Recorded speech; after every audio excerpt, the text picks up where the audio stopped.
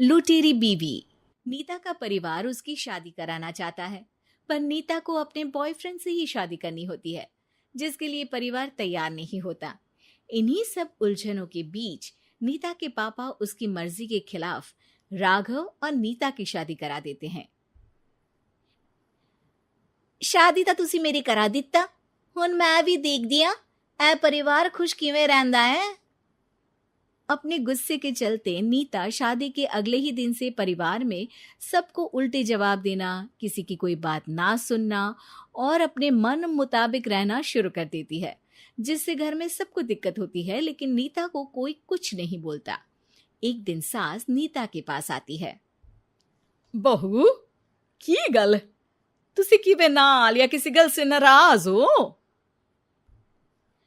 तुहानू मेरी फिक्र करन दी कोई लोड़ नहीं, मैं ठीक हाँ। ऐसा बोल नीता वहां से चली जाती है, पर सास की बात उसके मन में रह जाती है। शादी के अगले दिन से ही मैं सब दे नाल किन्ना औखा बिहेव किता, फिर भी आ मेरे तो इन्ने प्यार नाल गल किवें कर सकदी आ। मां नू नफरत करनी नहीं आउंदी, ऐस करके वो सोचती आ कि एक ना एक दिन तुम्हारा गुस्सा भी खत्म हो जाऊगा। यह कदे नहीं हो सकता। इससे पहले राघव कुछ बोलता, नीता का मोबाइल बजने लगता है, जिस पर राघव वहां से चला जाता है और नीता फोन पर बात करने लगती है। जिसके बाद अगले दिन से नीता की जैसे ही आत्मा बदल गई हो, वो बिना किसी के बोले घर के सारे काम कर देती है। उसकी ऐसी काया पलट देख राघव और उसकी माँ हैरान रह जाते हैं। बहू, तबियत शबियत ता ठीक सी? तबियत छड्डो मां, मैनू लगदा इसदा दिमाग हिल गया। ए तुसी दोनों की गल करी जांदे हो? मैं ठीक आ ते मेरा दिमाग भी। बस आज रियलाइज हो गया कि मैं अपने गुस्से विच कितना प्यारा परिवार ठुकरा रही सी। नीता की बात सुनकर सब बहुत खुश होते हैं और अब नीता सास की सेवा से लेकर पति की हर बात मानने लगती है, जिसकी वजह से कुछ ही समय में घर की सारी भाग दौड़ उसके हाथों में आ जाती है। उसी के साथ सास और राघव भी हर काम के लिए नीता पर ही डिपेंड हो जाते हैं। नीता, मेरा लैपटॉप किथे आ? बहू, मेरी दवाइयां। अब नीता अच्छी पत्नी और सर्वगुण संपन्न बहू बन गई होती है और इसी तरह विश्वास जीतते हुए एक दिन तिजोरी की चाबियां भी उसके हाथ में आ जाती है। ऐ हुई ना गल, हुन आएगा जिंदगी विच स्वाद। तिजोरी की चाबियां हाथ में आती ही नीता एक रात सास और पति के सोते ही सारे गहने और कैश लेकर घर छोड़ अपने बॉयफ्रेंड के पास चली जाती है। रवि, मैं आ गई, अब सानू कोई अलग नहीं कर सकता। ते वेख, मैं सारी ज्वेलरी ते कैश भी साथ ले आई। नीता की ये बात सुनकर रवि खुश हो जाता है और वो दोनों साथ रहने लगते हैं, जिसमें नीता पूरा समय काम करती है तो रवि उसके लाए पैसों पर ऐश करता रहता है। मैं तेरे तो प्यार कर दिया, ता करके ससुराल छड़ाई, और एक तू आ जो पैसों दे आगे कुछ भी नहीं देखदा। ओ महारानी, अपने काम तो काम रख, मेरे ते जुबान लड़ान दी जरूरत नहीं, वरना इस घर तो बाहर कर देना है। ऐ मेरा घरा, तेरा ससुराल नहीं, जीवे मन किया रहली, इथे रहन लाई, हाथ चला जुबान नहीं। रवि की बातें सुन नीता के सिर पर जैसे आसमान ही टूट जाता है।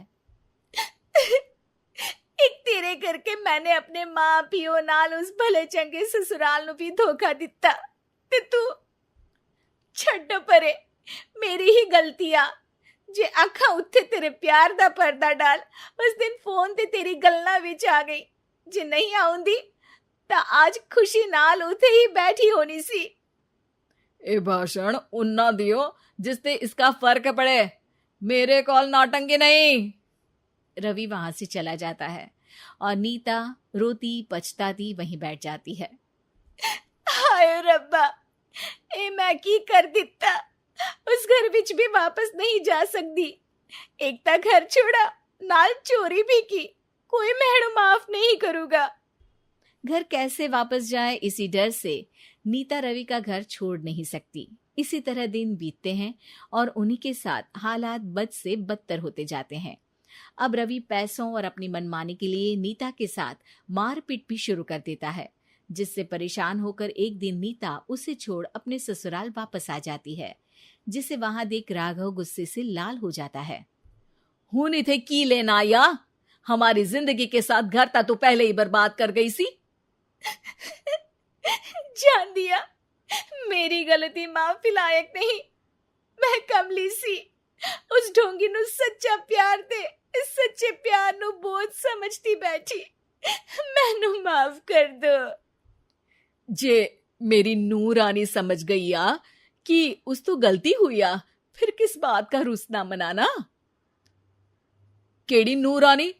रानी बोलन जोगा इसने केड़े झंडे गाड़ दिए, मां याद कर। तेरे घर बिच चोरी कर बहू ते पत्नी सब रिश्ते तोड़ भाग गई सी।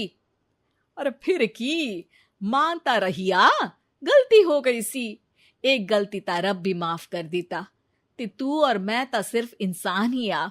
माफ कर दे, मैं बोल रही आ, ये दोबारा कदी कोई गलती नहीं करेगी। इसदा नहीं ता मेरा ही भरोसा कर ले। ठीक आ, जिवे तुहानू ठीक लगे, पर इसे बोल दे मेरे कोलो कोई उम्मीद ना रखे। तुसी जीवे कहोगे। अब सास हर रोज राघव को मनाने की कोई ना कोई नई तिकड़म बताकर नीता को उसके पास भेजती रहती है, जिससे कुछ समय बाद नीता का पछतावा और कोशिशें देखकर राघव भी उसे माफ कर देता है।